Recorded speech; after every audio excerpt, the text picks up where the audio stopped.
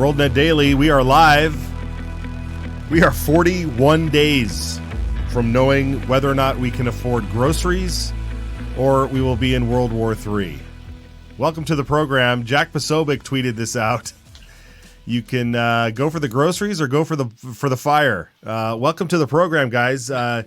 Of course, with me will be Josh Turnbow, but we have a truly, truly great guest on today, Ed Martin. He's a true grassroots leader. He was president of Phyllis Schlafly Eagles and also a former chairman of the Missouri GOP. He also served as chief of staff to Missouri Governor Matt Blunt back in the day, and he joins us now. Ed, welcome to the program. You're also an attorney. Do you kind of want to walk us through a little bit of your bona fides here? Well, thanks, Matt. I mean, I think that the two things I would say in listening to you in this moment we're at is I also was the chairman of the Board of Elections in St. Louis in 2005 and 6, and I saw up close how elections can be corrupted and all. I long before a lot of the national press was on how bad the Help America Vote Act was. I was fighting with that back then, so I'm aware of the elections. And you mentioned 41 days. The bigger problem is we've created this system where we have all this early voting and this lack of controls. So it's a mess, but we'll get there. And I think the American people aren't going to tolerate a stolen election again, and they're going to fight through it. So we got to be confident. You mentioned a lawyer. The number one thing that I've been able to do as a lawyer in the last couple of years was represent some of the January 6 guys. I was when I took the bar in Missouri 25 years ago, I looked around the country and I said, where can I wave in to jurisdictions without having to take that stupid bar exam? There's many things that are a racket in this country. There's no more effective racket than the bar exam. You have to pay to study for the bar exam, and then you take the bar exam, and then it's graded. All of it costs you thousands of dollars, and the same morons write the test, teach the prep course, and then grade the test, which is law professors. So it's these same people that think that they're the most clever people in the world, and they do this. Anyway, so when I took the bar, I said, where can I wave in without having to take the test again? And it was D.C. So all these years I've had a D.C. bar license, which I've never used until January 6th, and these defendants that needed a lawyer in the jurisdiction. And so I've been involved with 5 cases formally and hundreds of cases otherwise to help these folks. One of the greatest injustices I've ever expected to see in my legal career. And so it's been great. And I've been, great to help. It's been a disaster to see. And so we'll God willing, we're going to get a new president or another term of this President Trump. And then we're going to look closely. I've talked to him about it, about pardoning the January 6 folks and taking care to get back to what should be real justice. So I've been proud to do that. I did, by the way, sue Rod Blagojevich years ago. He was messing with pro-life pharmacists, and I was opposite him. Now I want to meet him because now he's come to the right side of the law. But it was really fun back then to sue him because he was a bully, an old-fashioned Chicago or maybe Illinois Paul bully, which was kind of fun.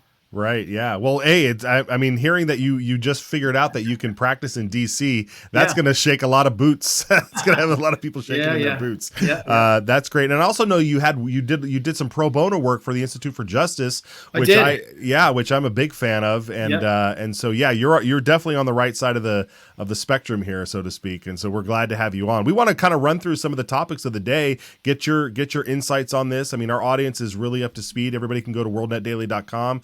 Check out the articles that we're putting up there today, and we'll cover some of them here. But to really get your insights and to help guide the folks and let us know exactly where to pay attention, where to keep our energy focused, will be great. And one of those things, of course, is just kind of like what exactly is what are you fighting for? What are we all fighting for? Yeah. And the legendary coach of Notre Dame, Lou Holtz. We have a quick clip from him that we want to share with you and get your insights on this because great. I think you'll appreciate this. Let's watch it.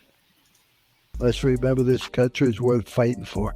This country is obviously great, and we've gone downhill. Why?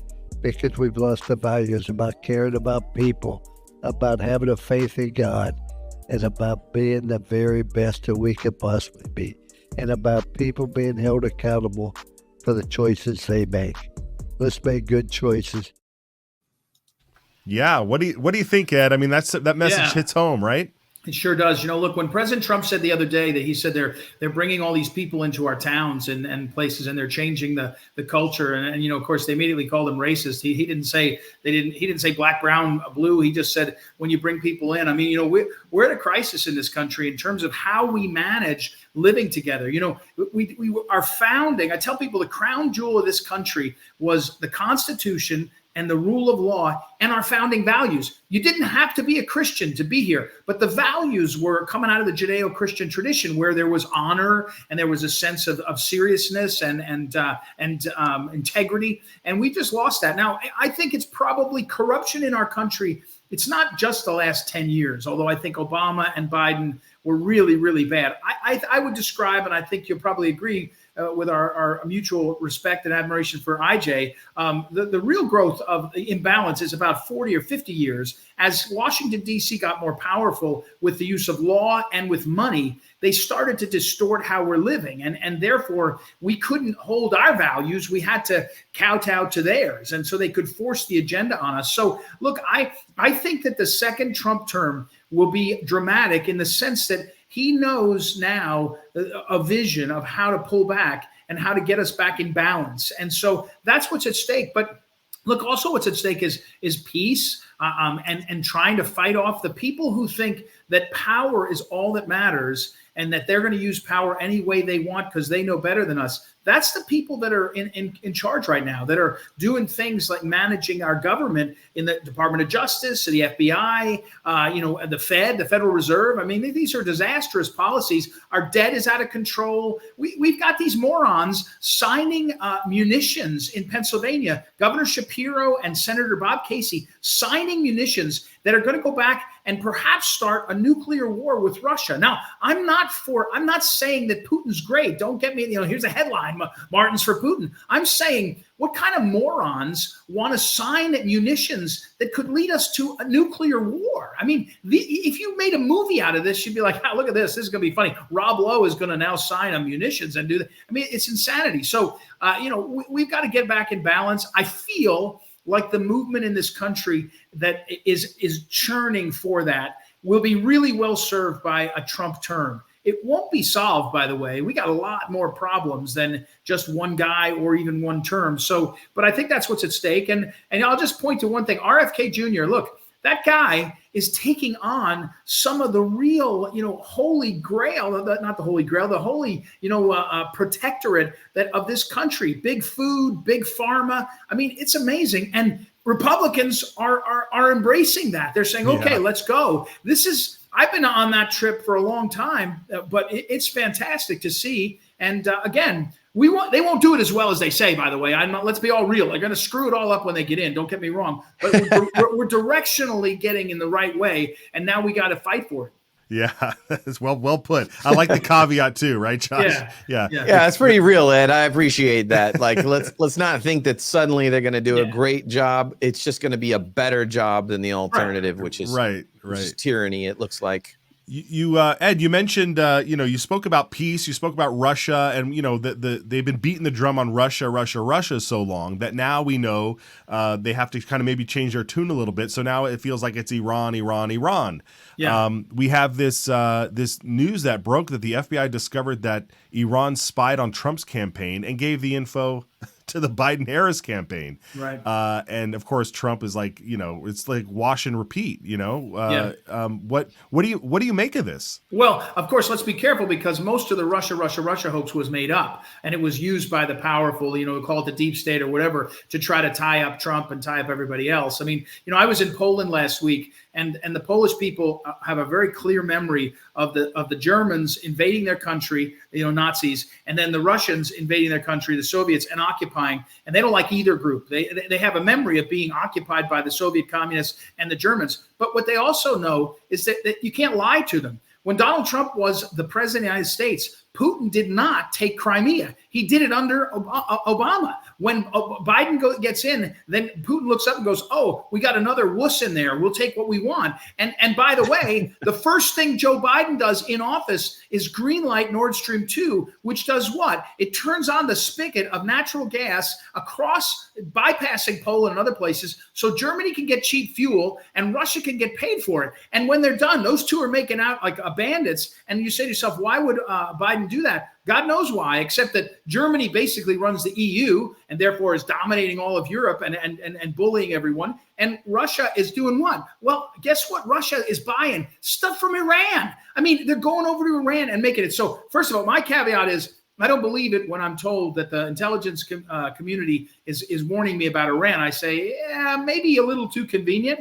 On the other hand, there are bad dudes in the world, right? And we got to be aware of bad dudes. When we have a president who says things like, if you touch a hair on our guys' heads, I'm going to, destroy your family, they believe it. Right now, Joe Biden is on The View today, and he's talking about how he could beat Trump if they had just let him stay in the race. These are not serious leaders, Biden and Harris, and that we should be scared of that. So, wow. I think they're going to try to kill Trump more times. I think they probably have. And so I think Trump, needs to be worried, but I don't know if it's Iran. I mean, if it is Iran, it's being aided and abetted by American folks that want things to happen. So we just got to fight through it and you keep the guy safe and get this election done. And God willing, turn the corner. And look, Iran, as Trump always says, the Iranian people are amazing, by the way. They're gorgeous. The women are gorgeous. The men are studs. They're smart. They're educated. And if we could just get rid of these lunatics that that dominate their country, there'll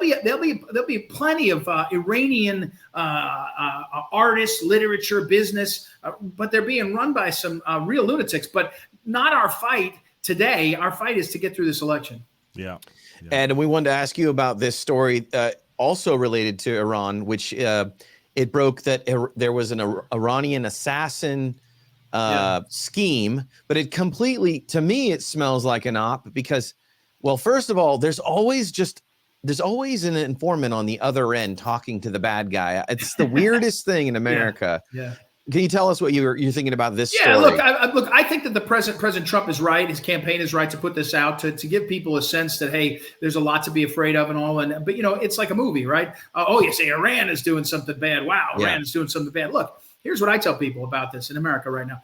Do you know Americans are still held hostage in the Middle East because when they raided Israel, those terrorists, they raided Israel. They had American hostages. The last time we had American hostages in the Middle East like this was Iran. We're all the way back to Jimmy Carter. And Jimmy Carter and Joe Biden have a lot in common, including no one gives a hoot what they say, so they're not going to respect them. So I just take it with a grain of salt who is doing it. I do think that there are people who want to kill Trump. We've seen it. And I mean, thank God he did survive, the one that was so close. But I'm sure there are others. And so, look, we got to pray that he's safe. We got to demand that there be security around him. I think that's gotten better now, maybe. But I don't really care or know who it is. And when I'm told, as you say, by sources that it's Iran, I just think to myself, remember when they told us so seriously that it was Russia? And they had all these people saying it was Russia. And a lot of us were like, wow, there must have been something going on. It was totally made up. So we'll see if we ever get to the bottom of it. But mostly keep the guy safe and let's get through the election. Keep the guy safe. You think that could be an actual request, right? You would think. Greatest country in the world, greatest military ever. And we can't, we're struggling to figure out where the bad guys are. It sounds like we don't want to find the bad guys. So, Yeah. And when we have, like, when you look at Thomas Crooks and you look at Ryan Routh, and now they're trying to say that, well, maybe this has some sort of something to do with Iran.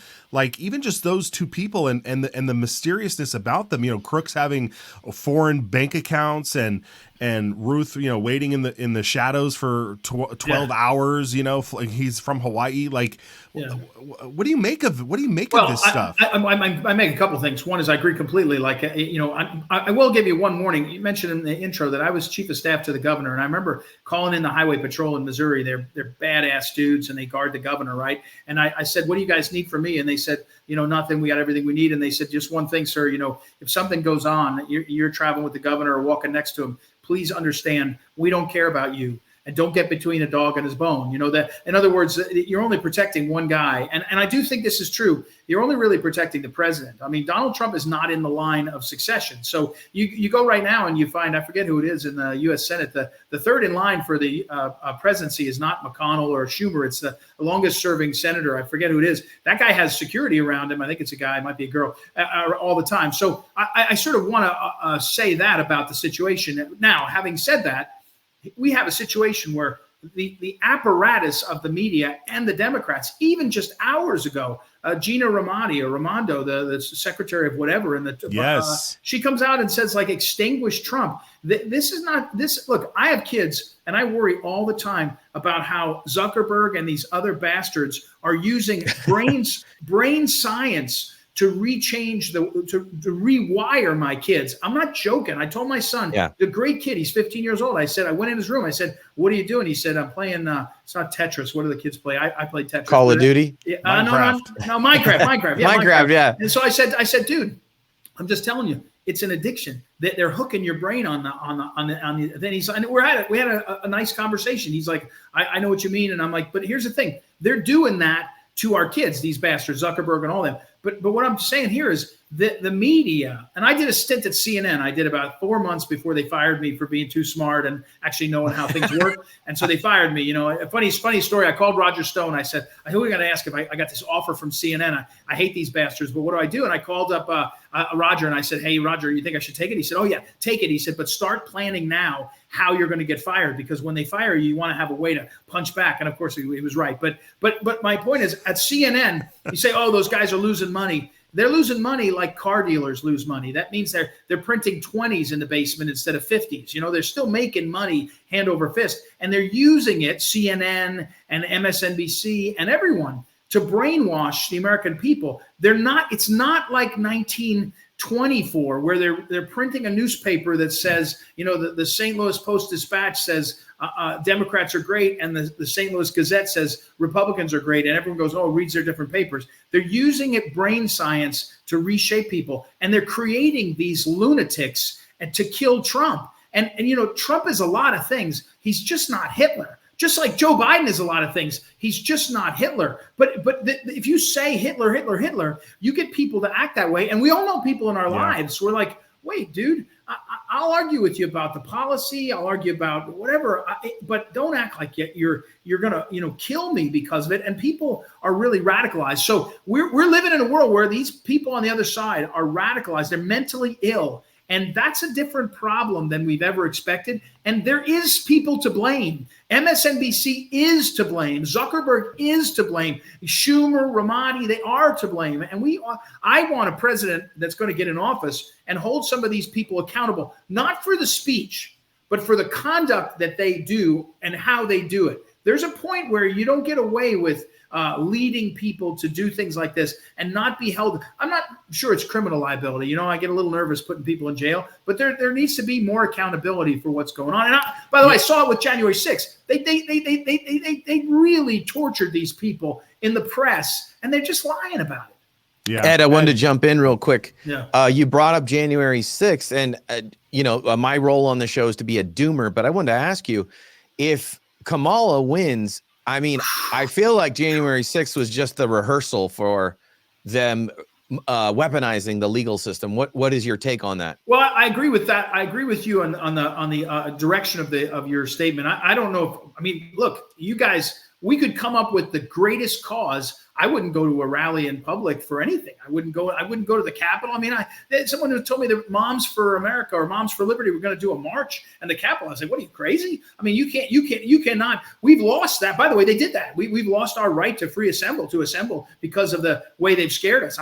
That's real. So, but I do think we are in a very dangerous spot, because what they have done is normalize the use of the law against citizens that they don't like. And again, I was in Poland they remember the communists only left in the late 80s, early 90s. And they remember when it was, find a law and I'll convict the guy kind of mindset. And we're headed that way. And it's not going to be the IRS auditing me or you. It's going to be them ringing us up on charges. And back to IJ. I remember being at IJ with Clint Bolick and Chip Maylor and these guys. And we were talking about how if you put so many laws on the books, you can find some broken law for every business, for every individual. And I do think we're in a dangerous spot in that. And I think Republicans are not perfect. I'm a conservative, but directionally, they're going to give us the best chance to limit the damage that's happening to us. Then we're going to have to own it and force it out into the broader, I think, movement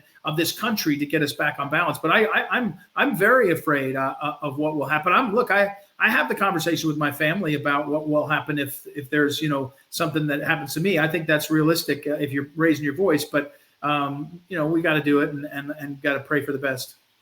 Yeah, Ed, when you talk about the rhetoric that these folks keep saying, and we have that clip here of Gina Raimondo asking to extinguish Trump for good, there's a missing context that these folks are letting off, and I don't necessarily want to say that we're going to go after the person who incites the violence, but they are kind of inciting when they don't.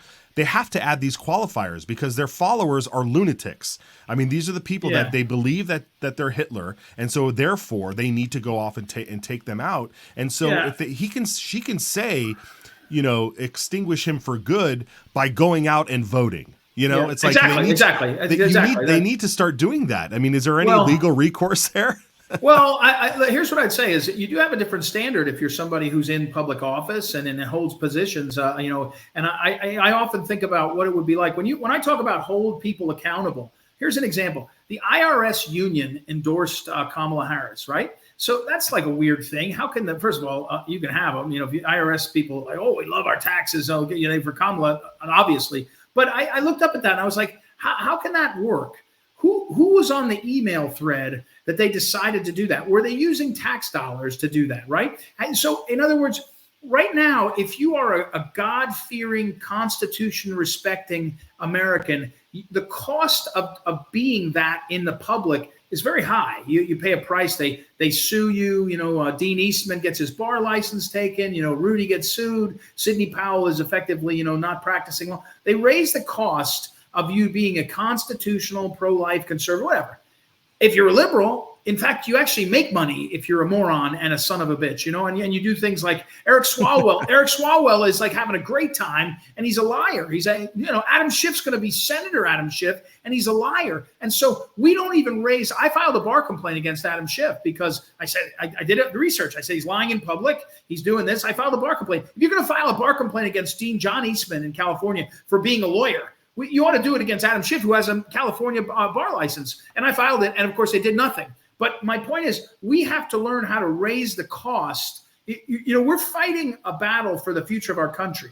It feels like a war, but we're still having a debate on our side a lot of times. And I am not saying to ignore the law. I am saying to change your tactics, and your tactics have to be that you extract a cost on the people who are doing it to you in ways that you can find. And so I think you're going to see that we, again, within the law, within the system, but then go ahead and hold these people accountable. So sometimes there's a way that you can say, hey, you went too far and you incited speech, but we also should shame these people. Gina Raimondo, she should be ashamed, and people should say to her publicly, you are an embarrassment. And people that even though it doesn't have as much value for people that are godless and don't care, it does have a value in terms of community, and we should be doing that. We should be fearless in that, Yeah. You know what? I wanted the audience to see that clip. So let's play. It's real short. Let's play that clip, and then I have another question for you. Okay. What he says is the opposite. It's just another lie. Like, how did we get here? Let's extinguish him for good. We have an answer. We have a remarkably talented candidate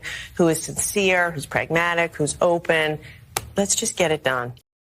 I mean, when you think of these what a people, joke. Yeah, it's it's so awful. Gosh. And the way you're firing off like this, Ed, I have a feel like I want to ask you, like, would you take an AG position in the Trump administration? I look, I'll do whatever I can, but I only if I can do something meaningful. And I talk to guys like Mike Davis and others about how we go about this and systematically fight back. But let me say something about that comment she made. She says that Trump said he's a protector of women. And then she's like, it's so offensive. He's such a liar. Hold on a second.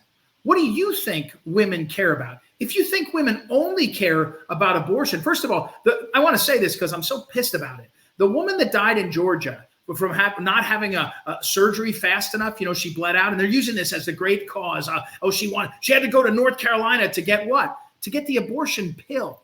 Right. So Planned Parenthood is bragging that 70% of the abortions they do nowadays are by the pill, which they're mostly mailing to women. You get a woman and you're taking a pill. Now, I apologize if this is going to sound, but I'll talk about myself. I have to take a daily pill. I don't take it very well. I forget sometimes and all. So we're going to have educated people administer. So she takes the pill, abortion pill, which is not a vitamin C. It's a heavy duty drug. And then she goes home. She doesn't have the care afterwards and she gets sick. You know what? I want to protect women by not letting them do the abortion pill. If it's legal, then do it in a way that you're protected, right? Do it in a way that the doctor's on the hook. When I want someone who's going to protect the women who are getting raped by people.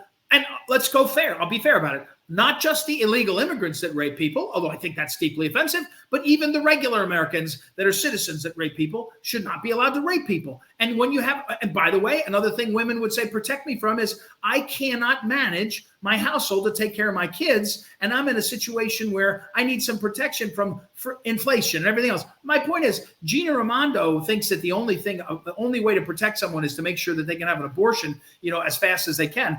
My point is and then as you point out, then she says, what I mean is he's a liar. And therefore we have to extinguish him.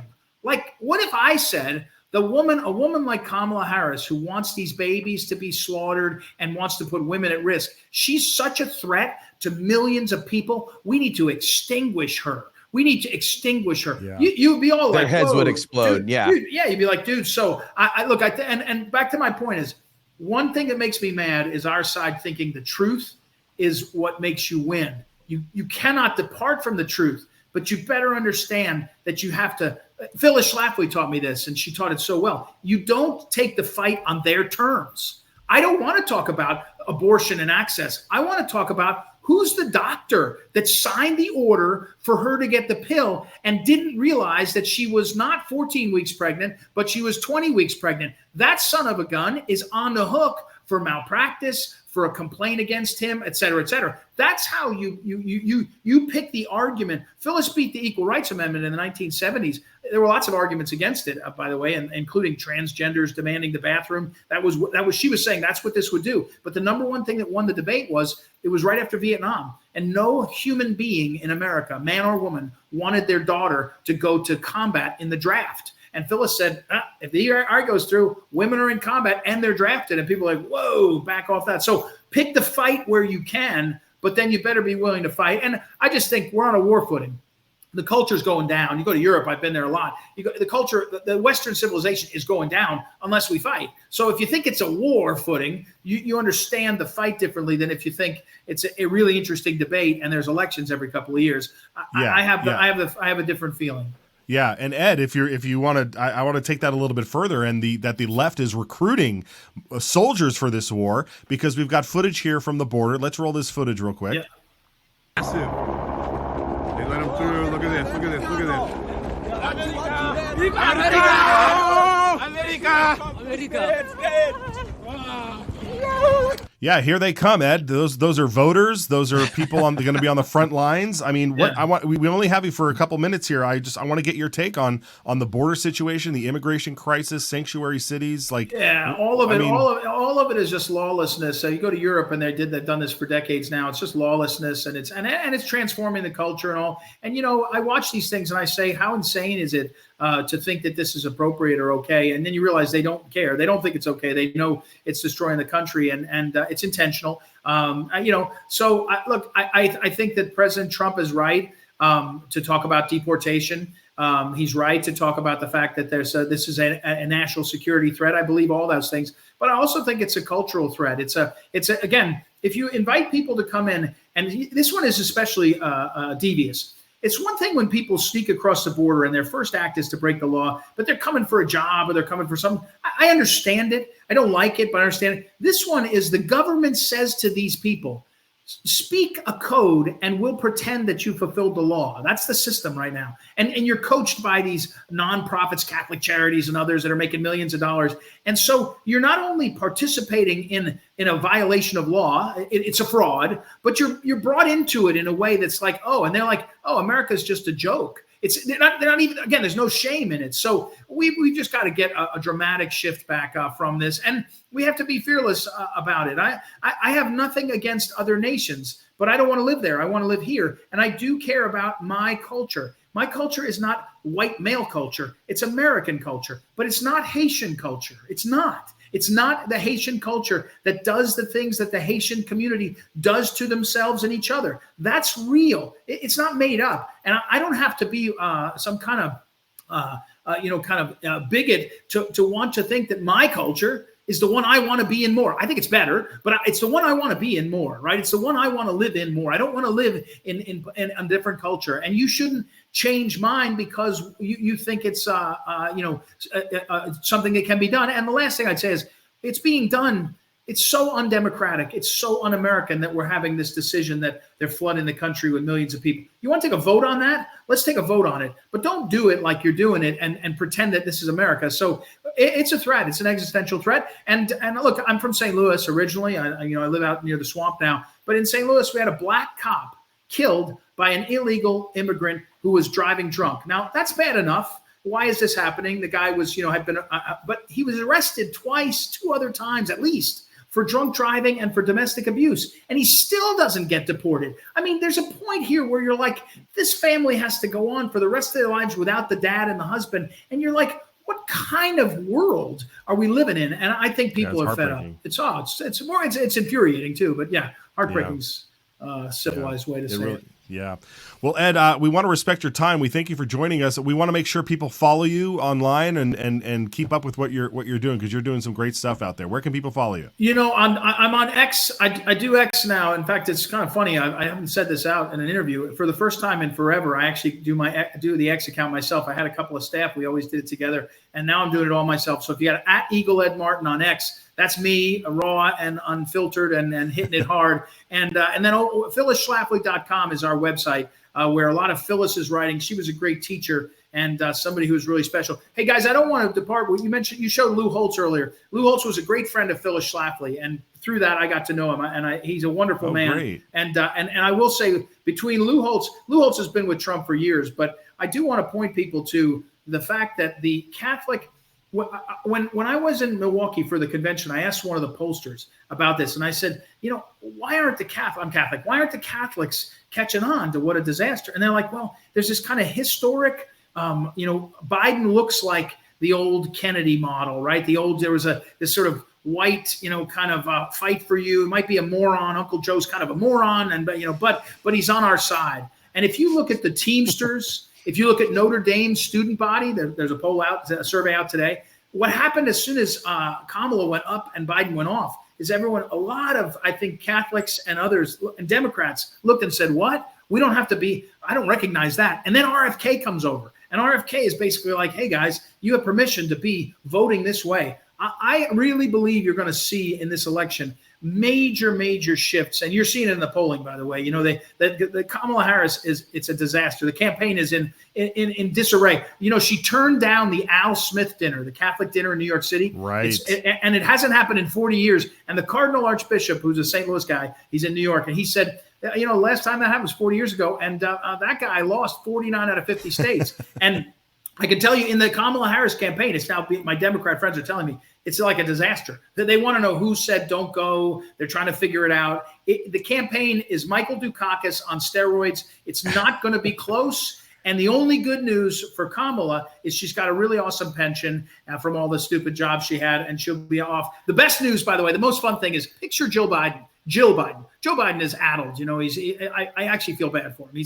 He really is like an old man. My wife is a geriatrics physician. He's a sad old man. Jill Biden is not. She's a young woman, and she's on the move, and she's on the make. And she's at the Clinton Global Initiative yesterday. She announces $500 million for women in the Defense Department budget, which was, I guarantee you, was put in the budget as part of the campaign they were going to have to run for re-election. And she has to announce this. She must be so mad. Biden is so mad because they got forced off the ticket, and Kamala's doing worse and is going to do worse. And the only thing I have to tell you is the last thing I'll stop. I'm on a rant is Biden and Jill want her to lose because they want to be vindicated, of course. But there's about 10 other Democrats, Gavin Newsom, Gretchen Whitmer, Pocahontas, Rahm Emanuel, guys. They all want her to lose because they want to run in 2028 on the back end of Trump and say, God, that was terrible. Here I am and be president. So the Democrats are going to let her drown in the bad polling numbers, not drown literally, guys. I didn't say extinguish her. And so it's going to be great, and it's going to be important. And so we got to keep fighting, but get out the vote right now, and especially at your local level. Make sure you get some good constitutionalists elected who will fight back against both parties when they get out of hand. Fantastic. Well, thank you, Ed. Yeah, thank you. You can come rant on here anytime. It's fun, guys. Great to be with you. Thanks for having me on. All right. Thank you, Ed. We appreciate it. All right, guys. Well, folks, Josh, amazing stuff here. I've got a whole list of like great things that Ed said, and I can't wait to go back and watch some of that again. But my doomer soul is encouraged after speaking with Ed. Yeah, you weren't so downtrodden today, right? Just like a cup of coffee and a little bit of Ed encouragement. You know what I mean? And he's seen the worst too, being a part of the January 6th investigation and defending people. That's right. He's seen the worst, but he still stays positive. That's good energy, Matt. I'm going to soak that up. Good. You need it, brother. You need it. One of the last things that we didn't get to though was Gunther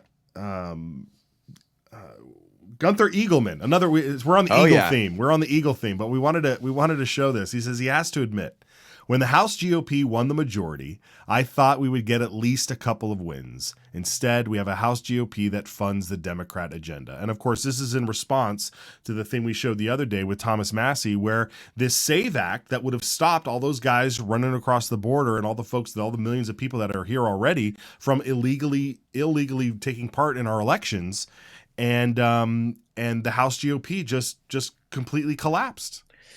Yeah, I was thinking about this. Ed he put this in a great framing, and it's this: we need to be on a war footing, but that's what our establishment Republicans are not doing. They're not on a war footing at all. They're on a political footing, making deals. Oh, we're going to pass the SAVE Act, and it actually has no teeth. And it seems like they love to lose. Yeah, they love to lose, which is why it is so important. It is so important to get out there and vote. Early voting has started in many states. Ballots are going out. I know Pennsylvania is having a problem. They can't get their ballots out to folks that have requested the ballots. But if you are a registered voter and you requested a mail-in ballot, return it ASAP. If you can go early vote, bank your vote now. Get in there. Forget all this other stuff. You got to get your vote in. You got to make sure it's in, and you're bringing 10 people to the polls because if that happens. And we win. This is Trump gave another promise the other day. I think this might have been last night at a rally. The post-millennial shared this on X. Let's watch this clip. Today, I'm announcing a new plan to end all sanctuary cities in North Carolina and all across our country. No more sanctuary cities. Uncle Sam, do you agree? Uncle Sam agrees. I had a feeling you would, right? I mean, can you imagine? Like, follow the law. We're going to pass a thing that says you have to follow the law, cities. Yeah, a lot of people. I mean, a lot of regular Americans don't know that, like, sanctuary cities, they essentially supersede the law, and say, like, all of these national laws and even some state laws of like what you do with people that are not citizens. Oh, we're going to turn a blind eye to that, and so they have increased status where we're just regular citizens. We don't have anything, like try to be illegal and drive drunk twice and then kill someone. There's going to be serious consequences for them. They're a little outside the law. They don't even have bail. Right. It really is bizarre. Actually, I think that most people just don't know how bad it is because they don't directly interact with it.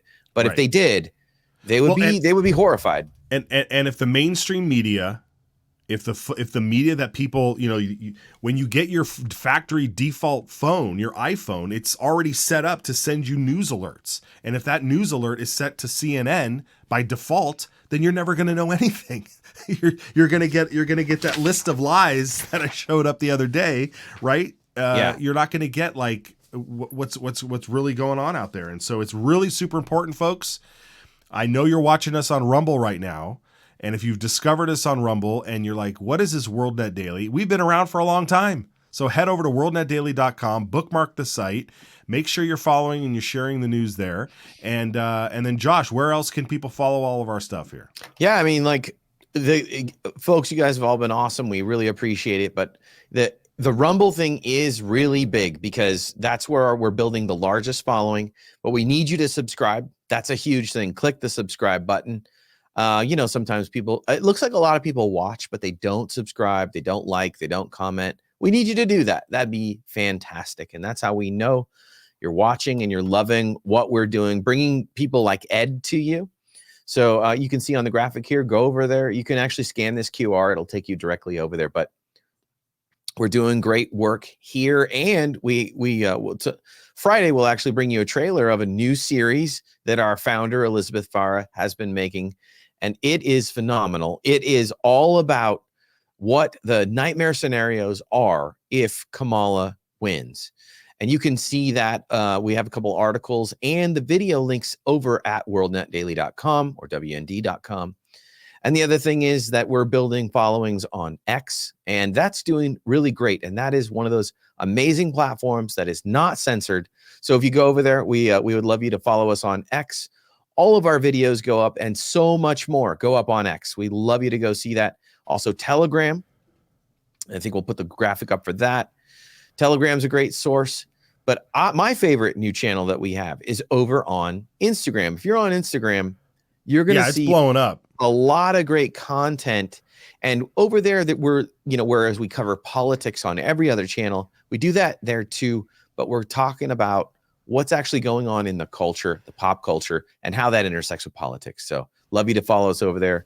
Amazing content's going up over there as well. Yeah, I almost deleted my Instagram, but then I was like, wait a minute, we're posting really cool stuff. There's good stuff. I mean, on Instagram, it's like it's different than X. It's like sometimes it's like a different audience, so you gotta hand out the candy for the different audiences there. That's what we tell people. There's like great like mini stories over there that you really want to see, especially if you hear somebody say something weird, like you don't know who Puff Daddy is. And I apologize that you do, if you do know who that is, but you'll find out what's going on in the culture. That's for sure. Yeah, that's for sure. Okay, great. All right. Well, folks, thank you so much for joining us. We will be back here on Friday, and we look forward to another fantastic. Maybe we'll do another no doomer episode, right, Josh? I'm feeling pretty good, actually. Thank you, Ed. Yeah, thanks to Ed for joining us. All right, folks, we'll see you next time. Take care. God bless. Thank you.